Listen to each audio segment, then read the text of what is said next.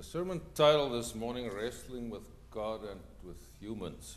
Now, last night around 11 o'clock, I Googled this, or not I Googled, I checked this scripture reading in my documents. I have a file, sermons, and because at that time I thought, I recall something vaguely that I used this passage before, but I wasn't sure. So I checked, and yeah, there it came up, about 4 years ago. So does anybody remember that? Are you seriously? Huh? Okay. Cheryl doesn't disappoint me. She remembers that. Okay, she can't remember what I said, so that's good. All right, so I read through that sermon to say, and I think I've matured a bit, so that's good. I think I can use it again.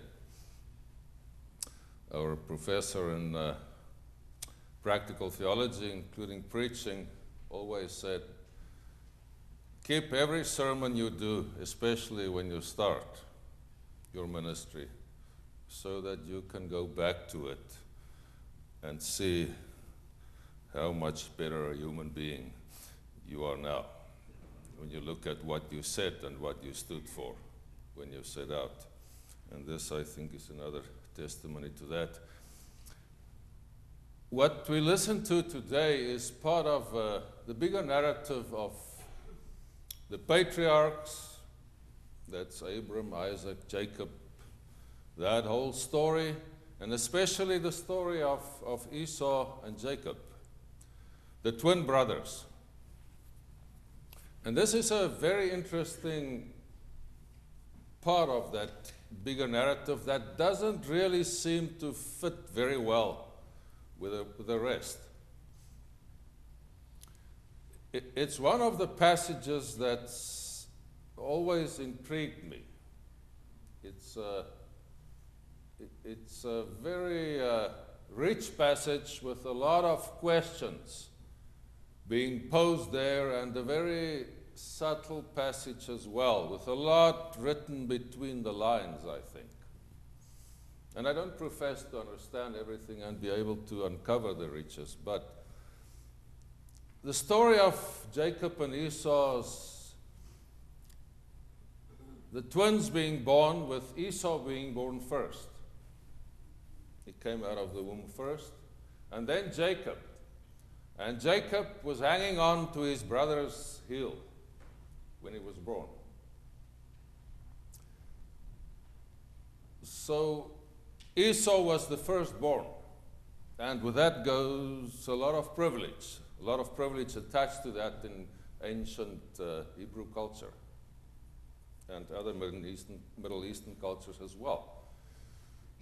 So Jacob had the name Jacob was given to him. Now, depending on which school of thought you would prefer to adhere to or to follow, it can either mean the grabber of the heel, or it could also mean the supplanter or the cheat or the fraudster, the name Jacob, when you go back to the Hebrew words that they think this was composed of originally. And the name in ancient Israel had more to it than we probably assign to it today, the meaning of it, the importance of a name, because there was the belief that in a name there is also something of the essence of that person, that the core characteristics of that person is present in the name. So if you name a person by a specific thing like the fraudster, that is more or less an identification or a characterization. This is what this person will be, or this is what this person is. So I think, like today, giving a child a name is still a big thing. But I think it was more important then, and perhaps many children were not happy with the name they got from their parents, because in their mind this is what was predetermined for me. I think perhaps the best known about Israel or Jacob and Esau, their story, that bigger narrative, was that Jacob, true to his name, the fraudster, cheated Esau out of his firstborn right, the privileges that go with being born first. And he did that when Esau, who was a man from the field, a hunter, when he came back famished one day after an unsuccessful hunt. And Jacob, who was more inclined to cook and to stay inside and so forth, brewed a fantastic stew there. And this guy coming from the field, hungry, smelled that, and he said, "Give me some." And Jacob made a deal with him. He said, "All right, but sign over your firstborn right to me." And Esau agreed. So a red lentil stew, they think, was the cause of him to give away all the privileges that goes with being born first. And then later, Jacob, the fraudster, was at his best again. He went in and, with his mother's assistance, put skins of a goat on his forearms and went into his father with a dish, say, "I prepared this dish for you. Can you give me the blessing that goes with the firstborn right?" And Jacob, his father Isaac, who was blind by then, reached out and he felt. This was a hairy guy, but it was Jacob's voice. But Jacob convinced him, and he blessed him. And just as he went out, Esau came in and asked the same, and said, "All right, Dad, give me the blessing that goes with the firstborn right." And then Isaac realized, but he's just given that to the fraudster, to the heel grabber, to Jacob. So Jacob knew he had to run now. So with his mother's help, she sent him to his uncle in the desert, to Laban,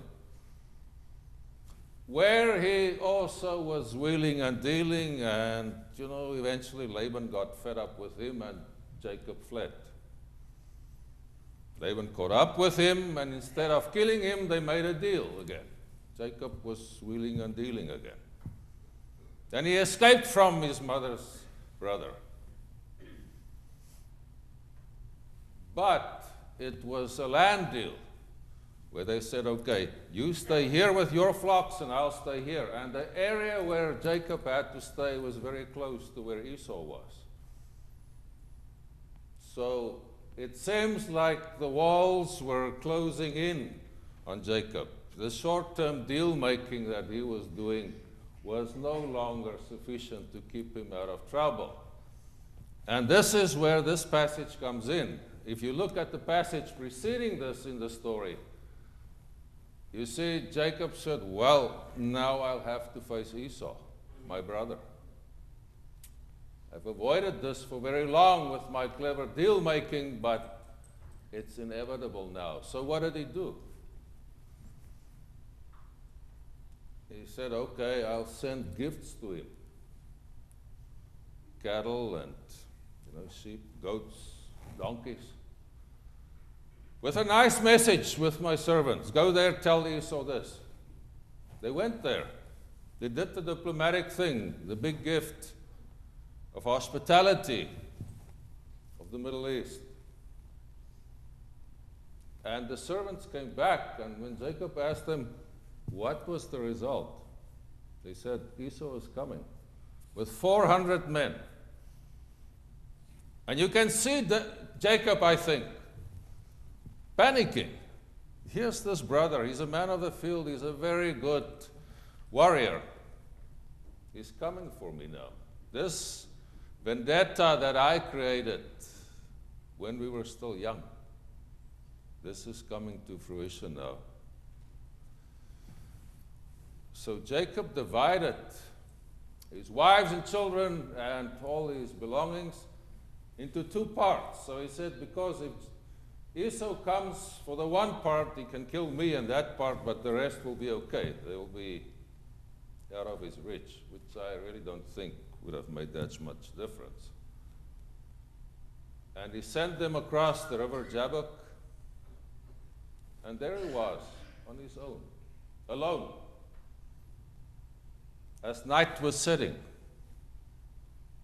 The fraudster, the heel grabber, Jacob, alone now, knowing my brother is on his way with 400 people, 400 of his soldiers.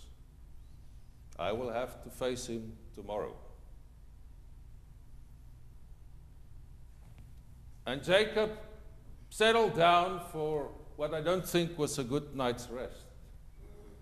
You can see this guy's subconscious and probably his consciousness working overtime.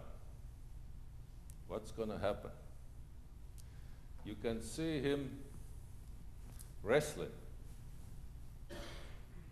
thinking,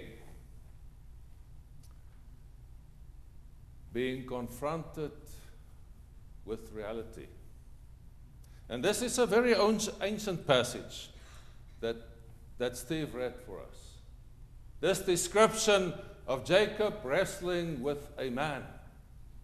And then later on in the passage, this man says, "Let me go.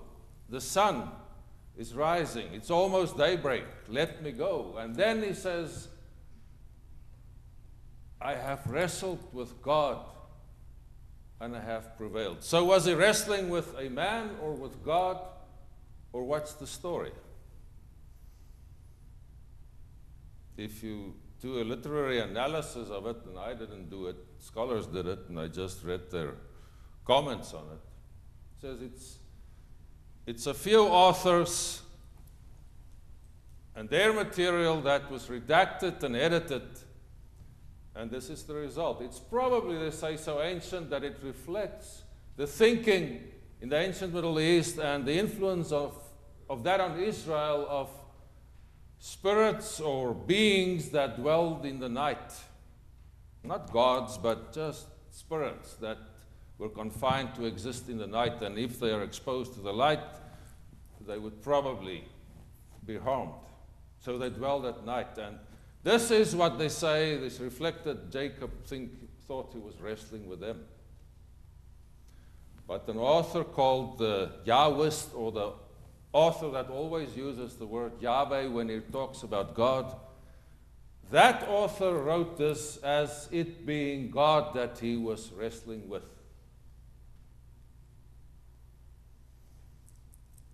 I think we see here the process of that journey into yourself, the deepest journey.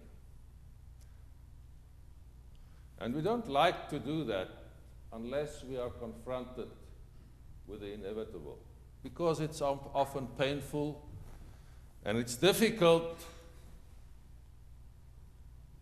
and sometimes hurtful, often upsetting. And as I read this again, I almost thought this is somewhat like the Kubler-Ross process that we go through when we die. That there's first denial, and then anger, and so forth, and you go through these stages until you hit depression, and then the final one, acceptance. Because if you look at the passage preceding this, you can see this, the other phase, the bargaining phase, where Jacob was transitioning from that anger phase to bargaining. Because he says, when he realized, right, Esau is on his way, he said, "God, you that told me to come here, you better help me now." He puts the blame on God. He said, you told me to leave the place where I was living with Laban. Now I'm here, and my brother Esau is coming for me. So step up to the plate and help me out here. the anger, and then the bargaining, and then the reasoning with himself, where there occurs a name change in the process from Jacob the fraudster, going through this process of becoming vulnerable and being wounded, being hit on the hip, and then receiving a new name, Israel, or Yisrael, which again, according to which scholar you would like to agree with, there are many explanations for what the name Israel means. It can either mean God rules, or may God rule, or it can be to wrestle with God and to prevail, or it can also mean, as it was evident in later literature in Israel and Chaldea, can also mean the name of somebody who is unknown. And that practice was indeed followed in Israel. When they didn't have somebody's name, they would call him Israel so-and-so, an unknown person. So in this process of Jacob coming to terms with his identity, in his name as the fraudster, the deceiver, he wrestles with God, who is, I think, a projection of himself and his consciousness in his conscience. And him being addressed by it and say, Jacob, you have for so long avoided the moments of reckoning. You have for so long, due to your clever trickster and fraudulent nature and your excellent deal-making, gotten away from the inevitable. But now, coming to terms with who he was, and experiencing that as the sacred addressing him, and arriving at that enlightenment that he is becoming and that he wants to become a different person, he asks for the blessing of the sacred, of God. No longer the man, but the transition to God in this passage. God addressing him now, your name will be Israel. You have wrestled with God and with humans, and you have prevailed. You have gone through the process of that deep confrontation of looking in the mirror. This is who I am. Standing naked before God, also before your own eyes. Coming to terms with it, but in relationship with God, now says, give me the blessing. Give me the blessing as an indication that the process that I've gone through now, from denial and negotiation and anger and all that, coming to terms, and not getting stuck in depression, but emerging from it as acceptance. This is who I am. Give me the blessing. Tell me that my new identity that I want to embrace, the new way that I want to have of being in the world, that is valid and that it meets with your approval. And Jacob receives that blessing. He experiences the sacred telling him, you have a new name. You have gone through this process and you can now enter the world as a different person.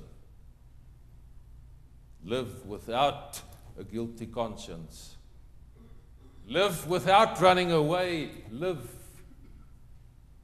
in a new way in the world.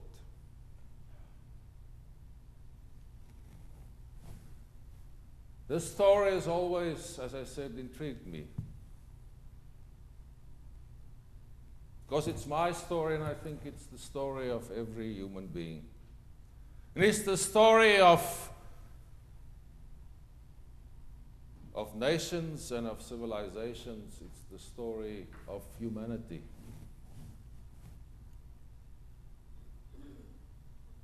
It's the story of us, probably as a church as well.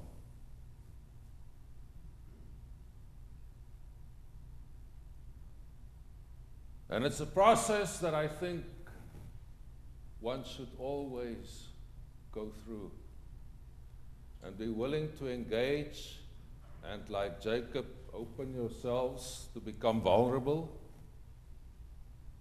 to go with honesty, self-inspection and introvert for internal assessment of who you are, in the light of what you hold sacred, in the light or in the eyes of your God. So that when you enter and you go through this process, like Jacob, wrestling through the night with himself, in view of what he held sacred, his image of God, can go through the dark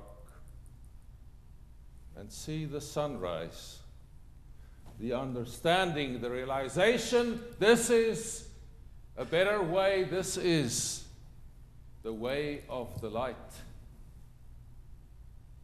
that calls all of us as well to engage this process continuously, every day, as individuals, as church, also as a nation, to come to clarity. If this is what we hold sacred, this is who we should be. If this is what we hold sacred, if this is what we understand God is calling us to be, this is what we should do. No matter how painful it may be, no matter with how much fear we will have to engage that process. And then we can walk into the future as free people, free from guilt, free from pretense, free from make-believe, and live authentically in the light of God's Word with the blessing of what we hold sacred.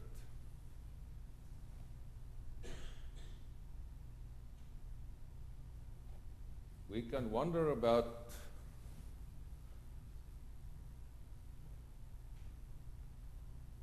our name.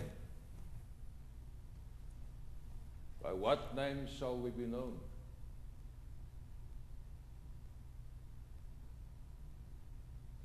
And people can call us many things, in many senses.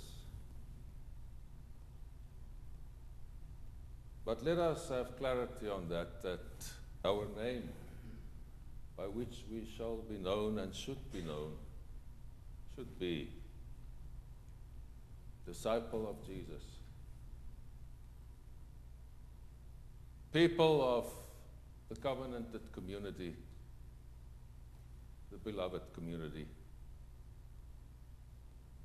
Let us walk with that clarity, continuously open, like the fraudster, to engage ourselves, to ask the difficult questions, but also to embrace the love of God and to receive that blessing that you are accepted and you are called to walk in my ways. Let us wrestle with God. Let us wrestle with humans, the first human being ourselves. And let us embrace the name that we have accepted by which we want to be called. May God help us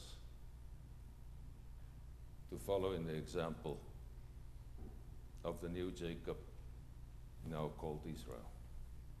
Amen.